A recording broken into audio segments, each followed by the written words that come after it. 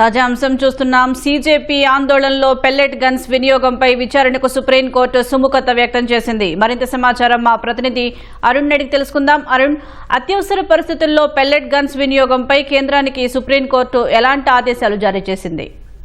Supreme court ఈ రోజు ఒక కీలకమైనటువంటి అంశం పైన విచారణ చేపట్టింది.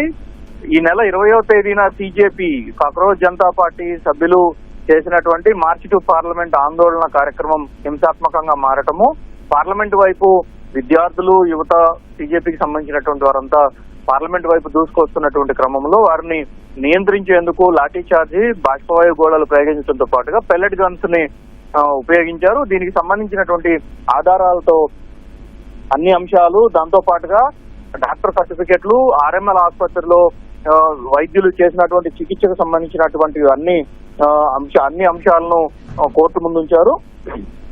వృందా గ్రోవర్ అనేటువంటి అడ్వకేటు సుప్రీంకోర్టులో భవిష్యత్తులో దేశంలో ఎక్కడ పెల్లెట్ గన్స్ వాడొద్దంటూ దీనికి సంబంధించి తగిన మార్గదర్శకాలు ఇవ్వాలి అని చెప్పని సుప్రీంకోర్టులో పిటిషన్ దాఖలు చేశారు. ఇప్పటికే నీటికి సంబంధించినటువంటి విషయంలో సీజేపీ కార్యకర్తలపైన జరిగినటువంటి దాడికి సంబంధించినటువంటి విషయంలో విచారణ జరుపుతున్నటువంటి సిజేఐ జస్టిస్ సూర్యకాంత్ నేతృత్వంలోని త్రిసభ్య ధర్మాసనం ఈ అంశంపై కూడా విచారణ చేపట్టడానికి అంగీకరించింది. పిటిషన్ ను విచారణకు స్వీకరిస్తున్నట్లుగా సుప్రీంకోర్టు స్పష్టం చేసింది. ఈ మేరకు పిటిషన్ కు సంబంధించినటువంటి విషయంలో అత్యవసర పరిస్థితుల్లో పోలీసులు పెల్లెట్ గన్స్ కు వాడే అధికారం ఉందన్న సుప్రీంకోర్టు పోలీసులు వాడినటువంటి మందుగుండు సామాగ్రి, లాగ్ సంబంధించినటువంటి రికార్డులన్నింటినీ భద్రపరచాల్సి ఉంటుందని స్పష్టమైనటువంటి ఆదేశాలు జారీ చేసింది. గాయపడిన బాధితులకు అత్యుత్తమ చికిత్స అందించాలని చెప్పి ఢిల్లీ ప్రభుత్వానికి కూడా